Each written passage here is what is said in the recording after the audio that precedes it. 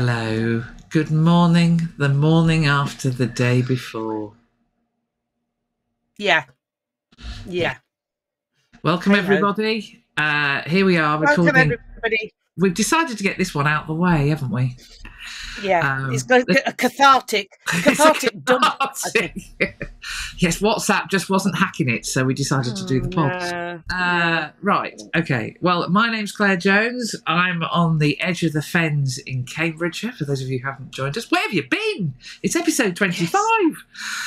Yes. And in South Northamptonshire. I'm Liz Saunders, and I'm hoping that we have some new people, because I told all the people on my coach about us. So welcome, if I bullied you on the coach yesterday to join the pod and the supporters club. Just do it. Just do it. Just do it. Just do it. Yes. Oh no, wrong side. There you go. Just do it. Yeah. Anyway, for those of you wondering why I'm wearing an England rugby shirt, it's because this afternoon, and I'll talk about it a bit later, I am shooting England Deaf versus Wales Deaf. It's 4:00 kickoff. If you've got an afternoon, and the rain should have stopped by then, I've got an afternoon free. Go for a wander down to Goldington Road. Deaf rugby is wonderful. I've shot a few deaf rugby matches in the days of Luke Chain, who was the England captain, and absolutely loved it. Saw them beat the All Blacks. There you go. At Barking Rugby Club, Jason Leonard's old stamping ground, and my daughter's old stamping ground. She played for Barking under sevens.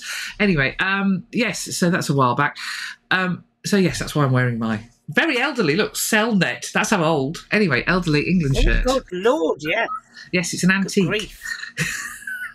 Yeah. Anyway, should we get on with yesterday? So Saints lost yesterday. Done. Put to bed. Yeah, a 10-try thriller, as they called it in the press, and I've called it in the name of this pod. And was it called the Summertime Showdown? It was bolting. Utterly bolting. The weather didn't play ball. Saints did a lot of squad rotation because they have to. They have got a hell of a run in. So absolutely, Dowson and his coaches did exactly the right thing.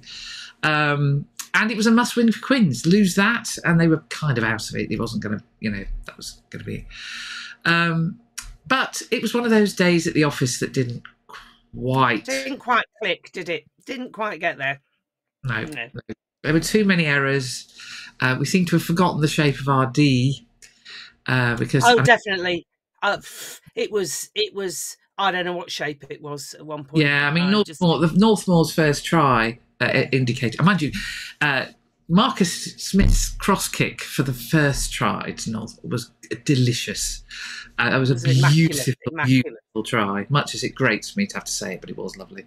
They did play. Let's be fair and not mealy-mouthed about this. They did play some cracking rugby, did Quins. They took every opportunity, but they were a full-strength side. They had not rested, rotated anybody. They were jam-packed to the rafters because, as you say, it was a must-win for them, and it was at this ridiculous at Twickenham, which is that's because I have, as you know, very strong views about these sodding games. We both do. Yeah, very strong views, and the powers that be are probably going to go with dinosaurs, and frankly, I don't flipping care because I've got some strong views why teams like us get punished because. Anyway, more of that shortly. Yeah. More of that shortly. So onto the game, but yes. So hats off to Quins. First off, they took every advantage, and some of their rugby was lovely. Some of it was very ugly, but we were right. More of that. So I'm afraid, because we knew it. You and I were texting earlier in the week. In fact, you were. I don't know what you say now on X. Well, I'll call it tweeting. You were tweeting about the fact I called you to tell you that Mr. K. Dixon of Twickenham would be the official. And you weren't happy. You were in the car, and I ruined your car journey. But I have you can see I haven't come off the ceiling yet. Poor Dr. Jones, he got both barrels. Mind you, he was going for it as well. Yeah. On the car on the way home. So let's be clear about Mr. K. Dixon. As introduced by Alistair Eakin on TNT and Sports commentary, Carl Dixon, former Harlequins player. Pause. Slight laugh, yeah, from his pundits with him. Yeah. Flats didn't, it's like nervous laughter from Flats, yeah. Because anyway, he's got form with us. If he has got form with us. If I'm being charitable, it is Sunday, I'll make an effort. Why put him in that position? Why does the RFU, they've thrown him to the wolves, because whatever he does there is wrong. He's either going to be accused of not being too strict on Harlequins, or he's going to be accused of favouring Harlequins. Yeah. The bloke, put him in that position is so unfair on him, I think. It couldn't happen to a nicer bloke. However, it's still unfair. Yeah. Yes, absolutely it is. Absolutely it is. And I'm sure he's a lovely bloke. I mean, I've witnessed him having an argument with his brother in the middle of our pitch at Franklin's Gardens. Yeah. Yeah, I don't think when Greg Garner told one to stand at one end of the scrum and on the other, and then realised he hadn't got anybody to put the ball in. Anyway, so I'm sure he's a lovely chap, and anyone who's watched the Whistleblowers video on Rugby Pass, which I recommend to you because it's very interesting what happened at the World Cup with the referees. Carl comes across very well. He does, he's a bright guy, clearly. However, he's a former Quins player, and as you say, it puts him in an invidious position. However, forgetting he's a Quins player, he's also got form with us.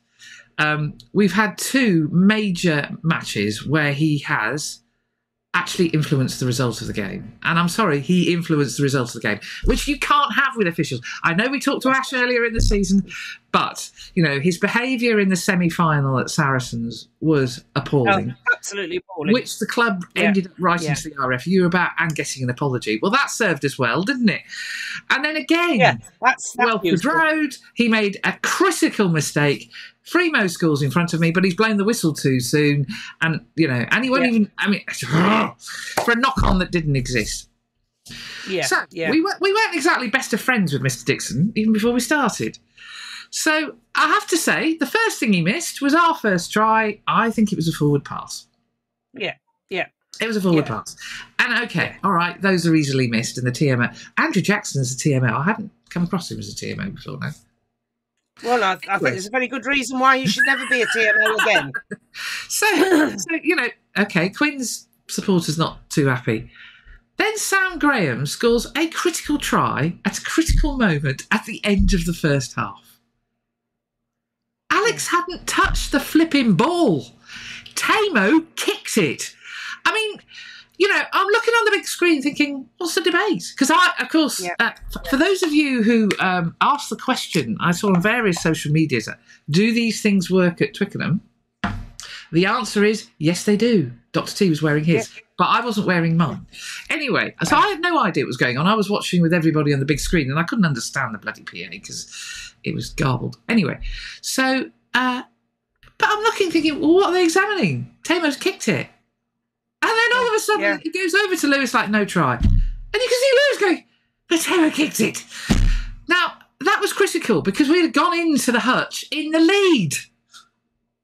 The other thing on that, just to get back to Carl Dixon and, influencing stuff, in those previous games against Sarries and Tigers, he overruled the TMO. Now, this time, he said, I think it was the foot, and the TMO was the one who said, no, and he didn't overrule him this time. He let himself be talked to, and that happens later. Well, but Andrew Jackson wasn't certain. So if he's given the try, I understand. Is there any reason to rule it out? No, there isn't, because he kicked the... No, there isn't. Ball! Yeah. And Tamo, just stop waving your feet around. Anyway. Yes. So, and then now, let's just do some technique. We know that rugby's hard, but how many times did Cunningham South pull down the maul? But not just subtly in the middle of it.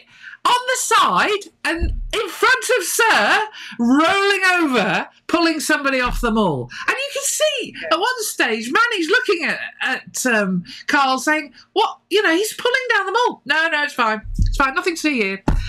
It's like... Rugby incident. Rugby incident.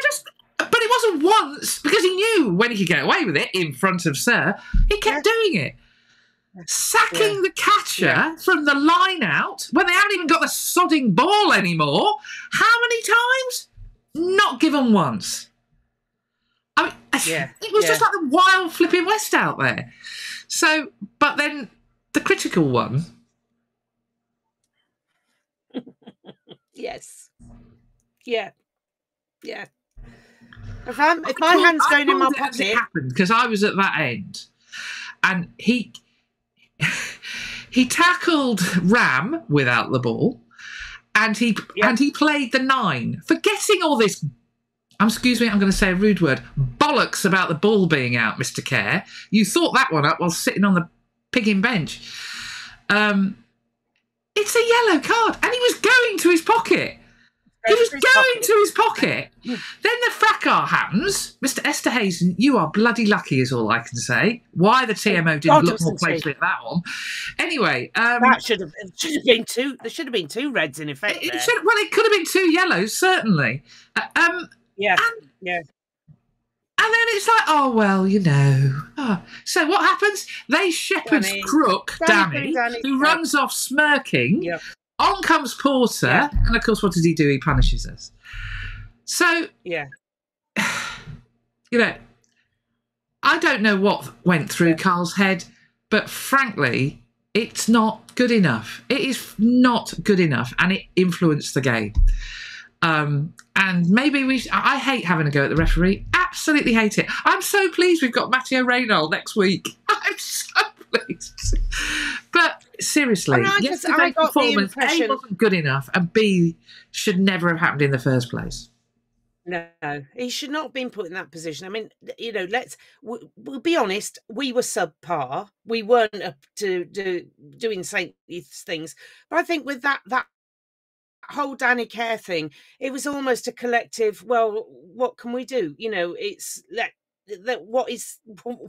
what can we do? We're playing against 17 men here, it appears. And it was just, time after time, as you say. And the refereeing of the scrums, I mean, I know we're biased. You watch Manny, I thought Manny had got Collier banged to rights. His knee kept going down, and it was either a penalty against Manny or the scrum was reset. What do I know? Yeah, well, I'm sorry. It was just, as a refereeing performance, it just wasn't good enough. And it shouldn't be the talking point of the game. It really shouldn't be the talking point of the game. But it is, because... But it always is. It always is with Carl. Yeah, always. It always is. Just think Wales-Fiji, everybody. I mean, we can name so many games where he has had a material effect on the outcome of the game. So I'm sorry, not good enough. I think that's it. It's good to say it's not just it's not just Saints and Quins supporters talking about this. It's supporters. I mean, I'm all on social media. Supporters from other sides, other countries going. He is not. I don't know what's happened, because when he started, I thought he was really good, breath of fresh air, yada yada yada. But fast tracking him seems to have given him a sense of overinflated importance or something, and everybody said no, he's out of his depth and hides it by being rubbish. Doesn't hide it really. Well, anyway, yesterday was not good enough. But neither was Saints. No. So Quins took their 5 points. I think the point I'm making is I wanted that the bonus point, the second bonus point, was the one that I think. We were robbed. That could be important. So not good enough. Anyway, right now, you and I did not enjoy the big summertime show experience. I am so old. Going to go, I am dinosaurs, blah, blah, blah. No, I didn't enjoy it because everything was too loud, and I'm a woman with hearing problems, so if I think it's too loud. Oh my God, I had such a headache. Put it this way, I have a special app on my phone now where I can turn down ambient noise. It was very low. Oh, lucky you. Oh God. Yeah. I just honestly, I was so angry by the end of it, mainly because of the noise pollution. Also, I don't think having that pop concert, whatever one calls them these days, it's probably something else, in the middle of the pitch, when I don't think the players thought that was a good idea. No. That going on in the nobody was listening to it. I mean, I wouldn't have minded if they all rushed out to listen. They didn't. It didn't do the job at all. I know the poor lass was saying, well, I can't really see, you're all so far away. I don't know what she expected us to do about that. But rush on the pitch. Yeah. But I just thought that didn't work. But it's that incessant row from the PA and, come on, you made Esterhausen drop the ball at one point, but that was quite funny. But it was just constant noise. And oh my goodness me, they're getting up and down. They're getting up and down to go to the beer festival match going in the middle of it. Yeah, absolutely. You could see that. You could see that around the stand. People just moving around throughout the game. They weren't watching the game. No. So I think so. I have a number of points of issue with Quins. They're a fabulous club with a proud history. Yes. But when I last learned, you announced both teams. Yes. Yeah. Yeah, not just the home team. You announced both teams to the crowd. We didn't get flames. In some ways, I was quite grateful. But, we didn't get anything. And we weren't even applauded off the pitch, thanks to our visitors. We weren't even named. I thought the lack we were named. Graceless. We were named at one. It was tasteless. It was not in the spirit of rugby. And we were named at one spirit of rugby. We have to talk about him as well. We were named at one point as Southampton, just to add salt into the wound. That's the second time I've heard that happen, because it happened at Wasps when Wasps replaced their PA announcer. Pete Nuttall was summarily, rudely dropped. And the guy they replaced him, didn't know which way was up, including the name of the club that were playing his team. And, yes, so... frankly, Quins, you showed yourself to be a bunch of graceless nerks yesterday. You weren't good hosts. You were just solely interested on providing entertainment to one set of supporters. You weren't good hosts for the away supporters in any shape or form. So I'm afraid that's absolutely sick. Yeah, I'm sick of us, because we have a good travelling sport, of being used as cash cow. It used to aggravate me that every year we'd go to London Irish for the St Patrick's game. Yeah. And yet the RFU tell you these fixtures happen randomly. Yeah. And yet and God knows how many times we've had to go to Twickenham in the depths of winter for their big game Christmas shenanigans. And I am absolutely sick of it that we have to go to. I dislike Twickenham with a vengeance. So I wouldn't normally go, except with the season, being as it is and being on a roll, and the supporters club going with 2 buses, yada yada yada. I thought I'd go, and I remembered why I don't go to Twickenham. Yeah, if we get to a final, I'll go, but that'll be different. But it's not for a club game. Not for a club game. It's wrong. Well, I've got a so shall I go through my 4 proposals? Since go through your proposals. These have been forming in my brain for a while, and if Liz likes them, we might even call them the Ladies Wot Pod proposals, but I'm not assuming that they're worthy of that. So I'm fed up with going to Twickenham. I'm fed up of being picked on because we bring a support. There's basically a very few clubs, your Gloucesters, your Baths, your Saints, that get picked on for these games over and over again. And it's just not on. So my first proposal is each of the 9 teams in the Premiership has to go. If we're going to have these blessed games, they take it in turns to go.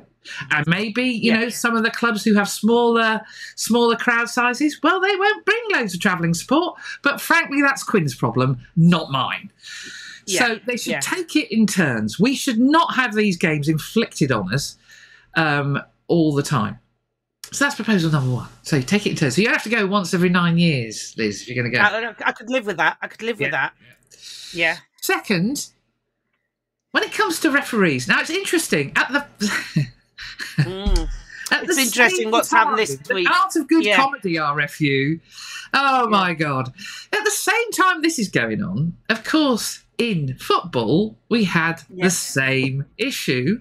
And what I learned is that all officials in the Football League and the Premier League have to declare an allegiance. Yeah, they have to declare an allegiance. So if they support a particular club, they're not allowed to referee. So there's a very famous international referee whose name escapes me, for instance, who's a Newcastle United supporter. He will never, ever referee a Newcastle United game. There's also I think Mike Dean is an Altrincham supporter, but he keeps being accused of being a Manchester United supporter. He's getting very fed up with it. Anyway, and I think that would extend to I think it should extend to former players. So I think every official in the Premiership and even the Championship needs to declare an allegiance to a club, either the club they support, and if they've played for any clubs, which would rule out Christoph Ridley, for instance, refereeing. Yeah, 2 weeks in a row we've had former employees. He's at Leicester Tigers Academy. Yeah, it would rule out Carl Dixon. Refereeing a Quins game. So we wouldn't get Christoph as an East Midlands derby. Oh, we got that. Yeah. And we wouldn't get Carl at this quick. Bear in mind, Carl refereed the equivalent match last year against Bath. Yeah. So it's like an annual tour for him. So, everybody, if you've got an allegiance, now there's probably some referees who don't give a what's it for any club, and that's fine. They can referee every game. But I think there should be a register of interest for every official so that we get away. We've got this Corinthian ideal that there is no bias. There is no bias. There's something called unconscious bias, RFU, and I know various politicians don't like that, but tough. It's real, and you see it in action all the time. You can't help yourself. So let's stop it now. And you write down at the start of the season, you can't referee clubs you've played for and clubs you support. Let's just get it out there. Okay. Unless you're somebody like Chris Ashton, who's played for every club, so it really doesn't matter, and fallen out with just about all of them. The chances of Mr. Ashton being an official are nil. To have to concentrate for far too long. Exactly. Yes, he'd get confused. Bless him. Yeah. Anyway, then I also think there should be reserved stadiums that cannot be used for club rugby. Club games. Yeah. And I think Twickenham... I'm sorry. This in the EPCR land of home neutral stadium. Can we get past that crap? There is no such thing in Ireland, particularly now that Leinster are going to be based at Croke Park and the Aviva. Right? Send them up the road to Belfast to play if you really want a neutral ground, because there isn't one anywhere. Stop it. Stop it. Send them to Limerick. But make them play at Thomond Park in the Dublin area. It's not happening. Yeah. So anyway, but when it comes to English rugby, I think Twickenham should be off limits. I don't like the fact that Quins supporters think it's really sweet to call it Little Stoop and Big Stoop. No. That's not what it is. There's enough huge stadiums in North London. Send them to the Blessed Emirates or Tottenham Hotspur Stadium or London Stadium. There's enough of them. It's not as if they're going to run out. And leave Twickenham alone. So leave Twickenham to be the home of English rugby, for it to be the pinnacle. It's the place you absolutely aspire to play at. That you have to be rewarded to play at it, not just because you happen to be a quarter of a mile up the road. Yeah. And then last but not least, and this is one that you and I have talked about endlessly because it could be significant. Every team has either their first match of the season or their last match of the season at home. Yeah. I can't remember the last time a season, and I really genuinely can't, where we haven't had both get one of those games at home. Last year it happened. Yeah, we were away both games. This year we're away both games. We're away both games. It's just not on. It really is not on. One of those games needs to be at home. At home. Yeah. Anyway, I'll get off my soapbox now. Well, I don't know whether the club's to blame for that. I mean, who agrees to the fixtures? There must be a pushback on it somewhere. Well, you would hope so, but I don't think the club should have to push back, because they may actually be trading off for something else. You don't know what, the horse trading that goes on. You don't know. It may be that they have to, the deal is you get the East Midlands derby on a Saturday or something, because that obviously the revenue is higher. I mean, that's the trading that you get into with these fixtures. But that's the timing of it. Saturdays and that is it's not to do with the fixture list, is it? That's to do with the telly. No, I think the telly get involved. I seriously, if we're naive enough to think that the telly doesn't get involved, because remember you have Derby weekend and you have this weekend. I think the stakeholders are far more influential in the fixture list than we know. And they don't tell us how they pull together the fixture list. They just let us, sit in naive, it's all done from a hat. No, it's not. No, it's not. The chances of some of the fixtures coming out the way they do are... It's obviously not. It's obviously not. Yeah, so I think that's why. Yeah. That's my soapbox, because I think there are a number of things now. And for those of you who don't know what happened with the refereeing proposal, Nottingham Forest, they actually warned the Professional Referees Association in football that the TV match official, VAR as they call it, was a Luton supporter. And of course, Luton are battling, as are Nottingham Forest, for Premier League survival. And of course, what happens? There's a major incident and it all kicks off. So I just think, where do you draw the line, you could say. But I think the minimum we can do is, if we know that an official has an association with the club, we just rule them out. Because I'm afraid yesterday he looked after his mate Danny Kerr, is all I'm going to say. Yeah. And going back to Christoph Ridley, who actually I thought did pretty well last week, but in previous incarnation, the infamous Bristol game with the 4 yellow card. But Jordan Crane was captain of Bristol. And of course, Jordan Crane was an old mate of Christoph Ridley from the Leicester Academy days. So that's, yeah. Yes, that's one of my most immediate encounters with Alex Waller, who walked out to the scrum and about 40 seconds later walked past, uttering rude words, and then the word Claire at the end of it to go sit down again. Yes, not Christoph's finest hour. Anyway, are we going to award a player of the match? Ooh, I did worry about this one. And because I think there were some valiant efforts. I think there's some really good efforts. I think there's some really good stuff out there. I think Tom Litchfield is growing into his role at centre beautifully. I think having two inexperienced centres showed the Northmore second try illustrated that. So I said exactly the same thing. I thought Mitch played Mitchley. Mitchley. Joano's cameo when he came on. Oh my God, they didn't know what to do with him. No. And Sam Graham was the odd error, but put his, as ever, absolutely everything into it. Yeah. Manny, I am so impressed with that young man. Absolutely. I think he's growing with every game, and yesterday will have been another steep learning curve for him, but I thought he got the measure of Will Collier. Yeah, absolutely he did. Absolutely he did. And so I am going to pitch for Manny as our player of the match. Good call. Very good call.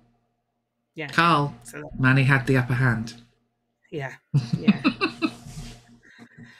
However, but you had fun on your bus, didn't you? Oh my goodness me, it was really good. So this has been negotiating with the club about sort of supporting the supporters club, and we've obviously we've got a much healthier relationship with Saints now than previously, so hence we're doing the volunteering stuff and doing what we can, and constant dialogue with them. So we were rewarded by 4 players to go on the buses.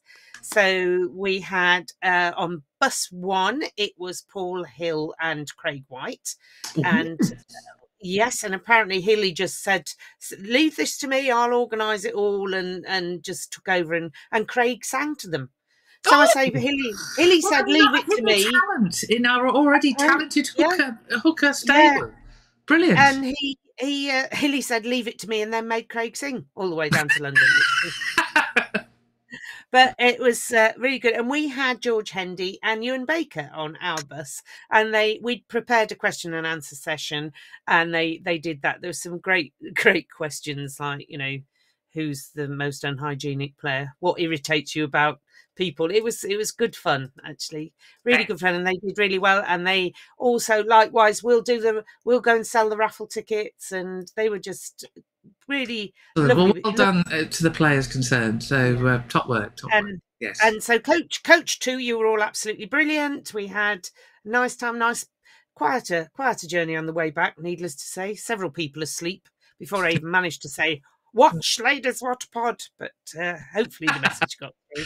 Well, good morning to everybody on bus 1 and bus 2, if you've joined us. Yeah, and it was, mate, to be honest, coming back on the bus, in a little bus of feeling, made it a bit easier, really. And there was cake down our end of the bus. Well, there you go, more cake. More cake. Well, that worked really well then. So top work to the club and you guys for sorting that out. And there's hopefully it happens again soon. Yeah, yes, we don't know when, it all depends, but there are still tickets available on the coach for Bath. I think if anybody wants them, if you've managed to sell a kidney or a child to raise the funds for your match ticket and don't know how you're going to afford to get down there, have a look at the Saint Supporters Club bus, because it's, it is good fun, reasonably priced. So excellent. Good. Excellent. Well done, team. Top work. I do want to talk about photography, because photography, for a couple of reasons, actually. Yeah. Photography at Twickenham is hard work. Lewis, the videographer, was doing his first videography at Twickenham, and he realised how challenging it is. Because at one stage he said, I don't know what I've done without you, Claire. I've got no idea what's going on.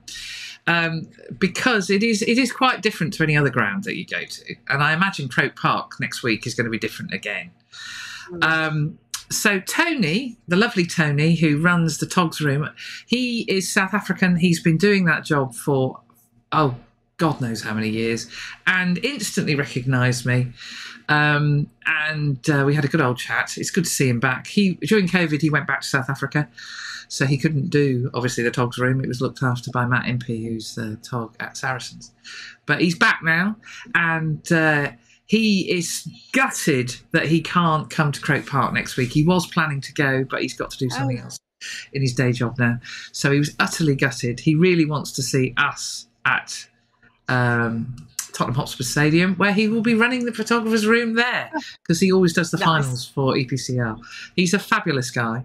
I love the fact that the photographer's room at Twickenham, it's the only thing I do like about Twickenham, by the way, apart from Tony, it's called the Colin Elsley Photographer's Room. Now, for those of you who don't know Colin Elsley, you will know one of his most famous photographs, Fran Cotton covered from head to toe. In the mud. In mud. And as you go into the room, there is that marvellous photograph on the wall. It's the only nice thing about that room. It's a bit of under a stadium hole, really. But there's plenty of space, and I can pick up a bottle of water, and it's fine. So Tony looked after us well, and gracious man that he is, he came up to me afterwards and said, can you pass on my thanks to Lewis and Adam, and thank you to yourself for being so helpful. It's really good when you've got a group of Togs who actually listen to me and help me, and so I can help you. And I said, I certainly will. So guys, well done, Tony, and I'll send you a WhatsApp later because I've forgotten to do it so far, to say thank you on behalf of Tony. The lens length that you have to use at Twickenham is huge. So the only short lens 600 millimetres for those of you who, which is massive. It's ridiculous. It all worked like a dream. And I got some good photos. It was a very messy game. It was all a bit sort of fall over in a heap and head down, and it wasn't a great game for the try celebrations for Quins, because they do like to exuberantly celebrate, as our guys do at home. Our guys didn't yesterday, interestingly. There wasn't much joyous celebration. Even when we scored those lovely tries in the second half, it was all a bit muted. So there wasn't, it was a bit messy. But in terms of setup, it all worked. It's also odd because the stadium splits. The pitch doesn't, but the stadium does. So at one end, I'm using a 45 centimetre fishing stool, and at the other end, I'm using a 60-odd centimetre fishing stool. So I have to have two. And Twickenham realised that most togs don't have a fishing stool that tall, because they now hand them out. Oh, well, that's helpful. In the old days, we suddenly realised, oh God, I can't see over the. What? No rugby? Yeah. What? No rugby? Yes, and also the pitch is curved. So yes, I pointed out to Lewis. So Ollie Slightholme running down the wing on some frames, he doesn't have any feet because the pitch is curved. No, it's because his feet are moving so fast. They're just a blur. Right. Blur. Yes. Yeah. Yes. What on earth would George Hendy's have done? So it all went really, really well. And I've got some photos. I was working on them first thing this morning, so I've got some stuff to do. We did get a question. Do you mind if I answer it, Liz? From Jane. No, don't mind. Jane, our listener. We asked if you've got any questions down below in the drop us a question. And Jane asked on X, how did I come to be Northampton Saints photographer all those years ago? Well, the answer is I was bored. So I used to sit in what was A block. I've stood and sat in all sorts of parts of the ground. But when they built the Tetley stand, my parents and Dr. T and I got 4 seats in a little square in A block. So my parents sat in front of us and we sat behind. And latterly we were joined by Miss J, my daughter. And we sat there for years and years and years. And there's a lady who sits in A block who used to call me Helen for reasons I still, anyway, whatever. And she still does now occasionally wander up to me saying, hi, Helen, how you doing? It's like, why? Anyway, so she's watching the pod. My name's Claire. So I used to take photographs from the stand. And actually, I used to take photographs from the Gordon Terrace. In the days when I hadn't got the faintest idea what I was doing, I was using a 50-quid camera I bought from Dixon's. And I was using slide film. Now, slide film is for landscapes, Yes. It's a totally inappropriate film for sports photography. Rubbish, even. Action, yeah. But you will see my photographs around the ground from those days, which is I find quite gratifying. Anyway, even though I was using a rubbish film with a rubbish camera. But anyway, it says a lot, really. You can. So I used to take photographs from A block, which is above, so you're looking down on the play. And every time we scored, my mum would leap up in the air. So all I got was a sort of a bit your colour hair, a vision of mum. Yeah. Yes, the back of my mother's head. So for ages, I daydreamed about what's it like being down there where the togs are. And I used to muse about it. But of course, I'm not a professional, so. And then when we were relegated in 2007, I was working from home one day and I just thought, daydreaming, and I just thought, hold on a minute. If we're in National Division 1, as it was then, they won't be interested in us. They're barely interested in the Premiership. Yeah. So now we've been relegated, perhaps there might be a chance to work pitchside. So I wrote an email to the then media manager, the lovely Chris Wearmouth, for those of you who remember him. And he wrote back to me and said, yeah, why not? Why don't you come along to the first game and we'll see how you get on? And it was London Welsh on the 1st of September 2007. And so I sat there. And for those of you who like camera talk, I had a Canon 20D and a Sigma 75 300mm lens. And the lens cost me less than 100 quid. Good. Yeah, good value it was. And I had a ball. I didn't get many photos, but I got some really good ones. You know, Bruce diving in for a try, Carlos Spencer battling his way through. So there was some really, I really, really enjoyed it. And I sent my photos off to Chris, and he came back and said, would you like to come to the next home game? And the rest is history. At the end of that first season, Saints did actually have a tog at the time, but she went off to work for the Cron. And Chris said, how about you come and be our tog for the season? And then, yeah, from then on, it's just gone from strength to strength. You're part of the fabric of the whole setup now, I think, Mrs. J. Old stuff, yes, floppy sofa. Yeah, anyway. I thought I'd chosen my words wisely there. Fabric of the red hat didn't come into being until the December of that year. When we played London Welsh. Do you remember that? Were you at that game, Liz, at London at Old Deer Park? No, I didn't go to that one. That's didn't. Well, there were a few notable folks. Wilma Thompson was there, and my husband lent me his Ben Cohen testimonial hat, which was a red beanie hat with a diving Ben on the front. And it was because the wind whistles. If you've ever been to Old Deer Park, it's just an open expanse of park. One tiny stand, some duck boards in front of the tennis courts behind, and then a clubhouse a bit further behind than that. And the wind just whistles down the pitch. And it was a December game, and I was frozen. So it was a cold December, though, that wasn't it? It was. Do you remember Moseley? Yeah, I didn't do that game where everything nearly took off and they had to get changed in a maternity ward. Yes. Oh, it was just so cold. Yeah, it was a very cold winter. When we went to Esher, it was bitterly cold as well. But then Dr. Jones, in lending me the red hat, called me an overgrown swan vesta. And then, and of course, once you've done that, people remember that. So people started asking me, "Where's your red hat?" And then Dr. Jones said, well, there you go, you got your brand. And he was absolutely spot on. It was the best thing I've ever done because nobody remembers names. They just remember things. So the daft woman in the red hat, people know you. I actually had somebody come up to me the other day. Where were we? Oh, I can't remember. We were somewhere. And he said, oh, you're famous. And I'm like, am I? He said, yeah, you're red hat. And I went, oh, no, that means the hat's famous. I'm not famous. The hat is. I was much relieved.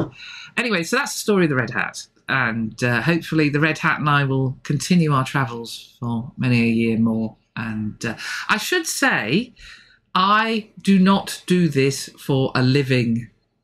There's a lot of people who... For fun. I do it for fun and to raise money. So I want to be paid. Absolutely, I want to be paid.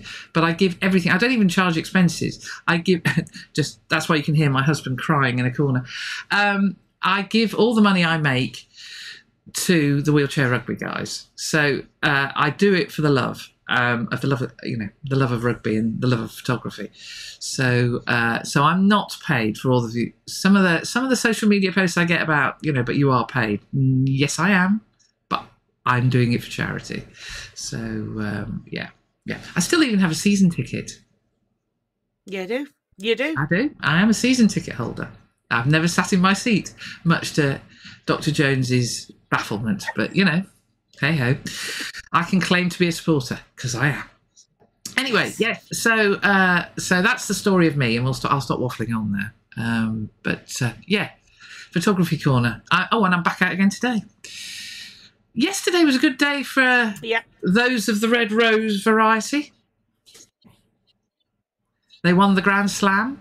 Very good. Yes, they did, and celebrated very nicely by the look of things with a sing-song on a platform, and looked like they were having fun.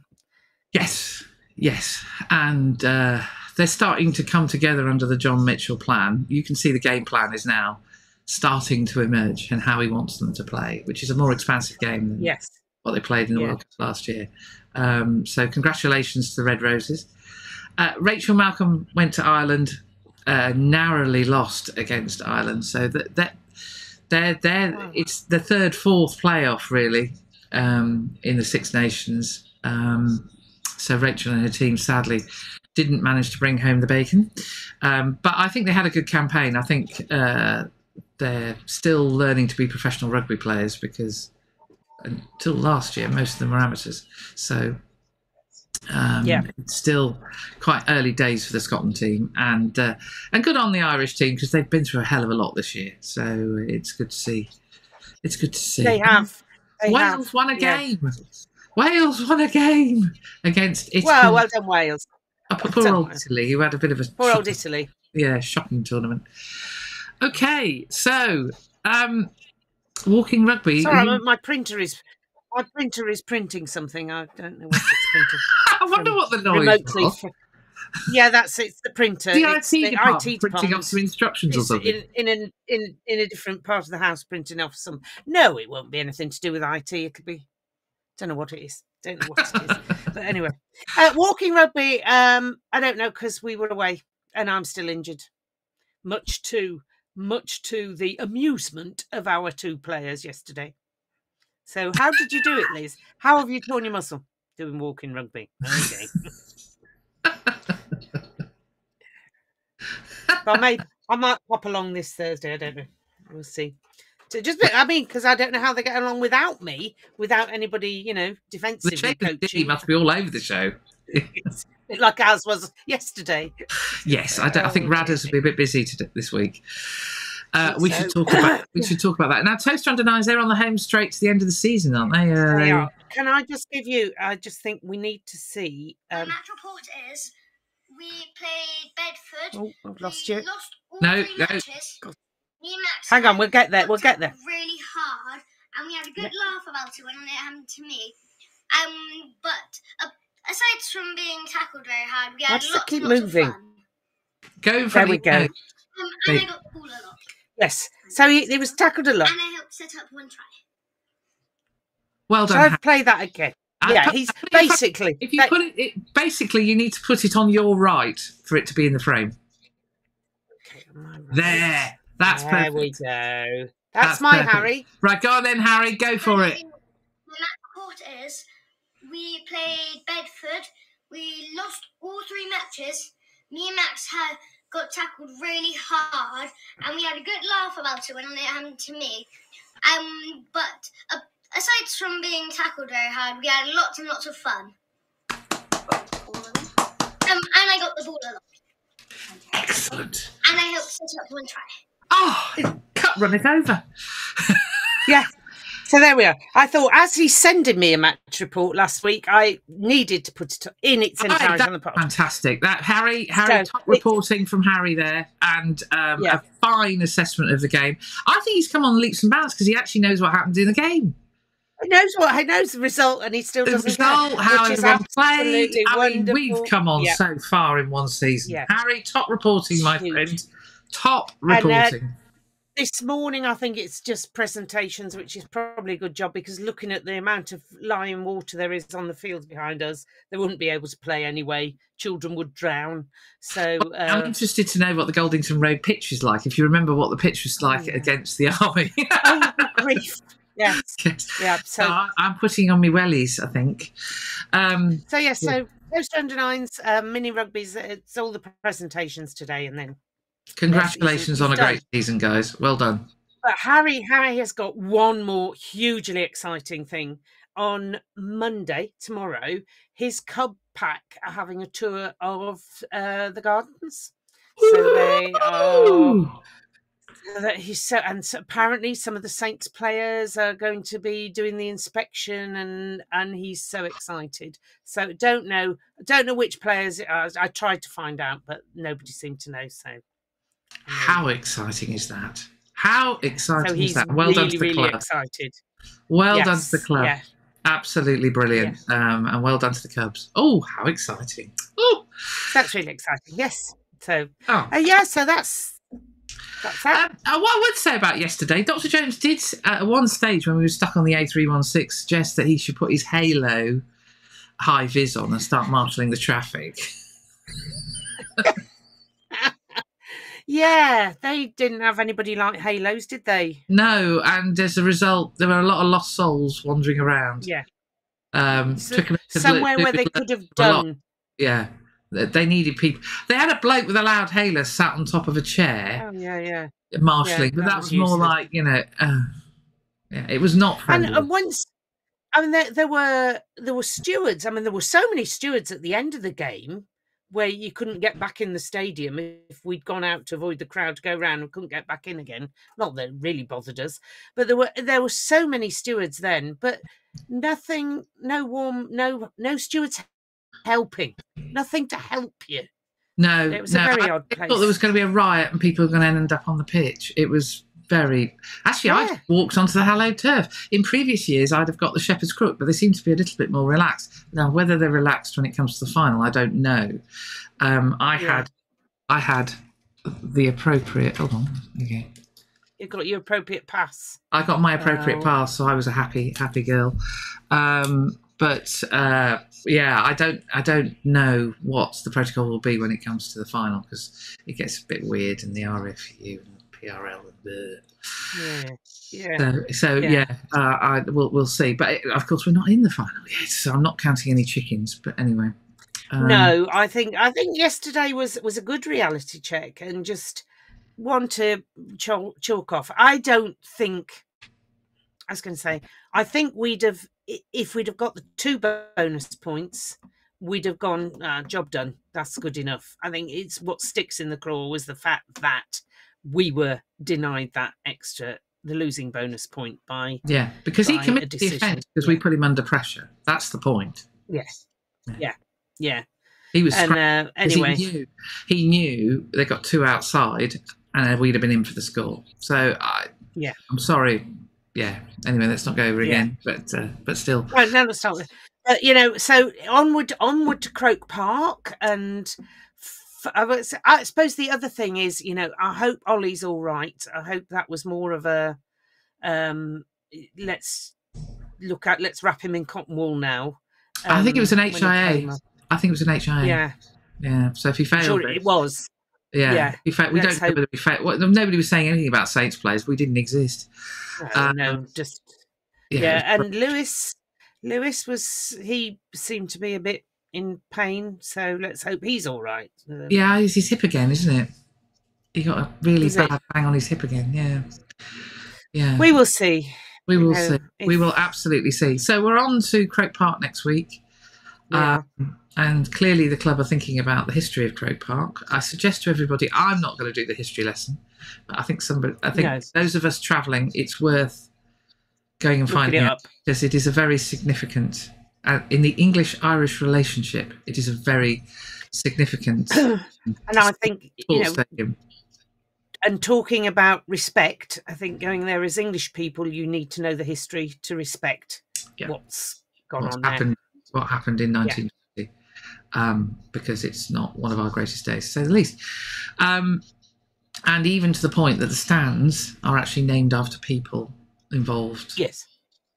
So it is worth... Dr. Jones and I are going to go and see if we can find a memorial to pay our respects. I don't even know if there is one, which shows my ignorance. But anyway, we're going to go and see if we can do that on Thursday. But I'm really looking forward to it. It's one of those, nobody expects us to win. Nobody expects absolutely no chance whatsoever. I don't know why you're bothering turning up, which is basically what they said to La Rochelle last year. We'll see about that, shall we? Yeah, we'll see about that. Yes, because I think. We'll go and give it our best shot and see what happens. I mean, we're playing the Irish team in effect, but at home. At home. As announced only last week. What's the worst that can happen, Exactly. So, so I'm really looking forward to it. It's another big stadium in Europe on my list. So I will I've got my accreditation. They have written to me, so my form filling was obviously good enough. Good. I'm all good.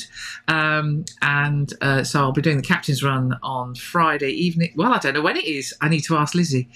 Yes. Captain's run on Friday, and the match obviously on Saturday evening at 5:30. We're so far west.